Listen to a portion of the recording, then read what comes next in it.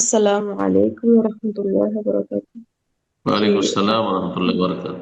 সাহেব, জি বাংলাদেশ বলেন। থেকে আমার প্রশ্নটা হলো, আমার স্বামী অনেক বেশি নেশা করতো সাহেব। উনি অনেক বেশি মদ এবং ইয়াতে কি জানি কয় বিয়ারে আসক্ত ছিল। তখন ওই অবস্থায়, মাতাল অবস্থায় উনি আমাকে বলল যে আমি তোরে তালাক দিয়ে দিছি, যা তোরে তালাক দিয়ে দিছি, এরকম কয়েকবার বলল। বলার পরে যখন উনি রাত্রে শুইতো বা সকালবেলা জ্ঞান ফেরার পরে উনি বলতো যে উনি এগুলো বলে না, বা উনি এগুলো মনে নাই, এরকম কিছু। তো এই পর্যায়ে যদি এরকম কয়েকবার বলে তাহলে কি সেক্ষেত্রে কি তালাক হবে?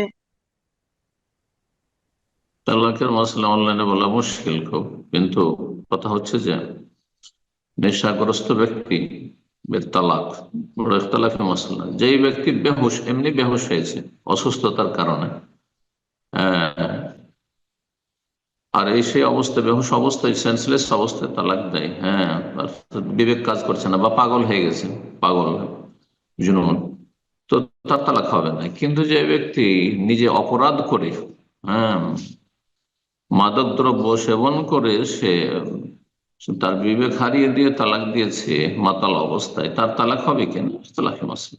জি, এক্ষেত্রে একদল বলছে তালাক হয়ে যাবে। তো যাই হোক, এই জন্য যদি বিজ্ঞ ওলামায়ে কেরামদের কাছে সেখানে দেশে যেতে পারেন, গিয়ে জিজ্ঞাসা করে নেবেন, এটা ভালো হবে। আর যদি বিবেক ফিরে আসার পরে, তার মাতালামি শেষ হওয়ার পরে যদি বলে যে হ্যাঁ আমি তালাক দিয়েছি, তাহলে তো হয়ে যাবে। তাকে যদি জিজ্ঞাসা করে যে তুমি তালাক দিয়েছো, বলছে হ্যাঁ দিয়েছি, তাহলে তালাক হয়ে যাবে। কিন্তু যদি বলে যে না আমি তো কিছু জানি না, আর আল্লাহ আলম, আল্লাহ হেফাজত করুন, আল্লাহ তাকে হেদায়েত দান করুন এবং তার অনিষ্ট থেকে আল্লাহ আপনাকে রক্ষা করুন। জি, আল্লাহ আপনার জন্য ভালো প্রশ্ন করবেন। দোয়া করি। বারাকাল্লাহ।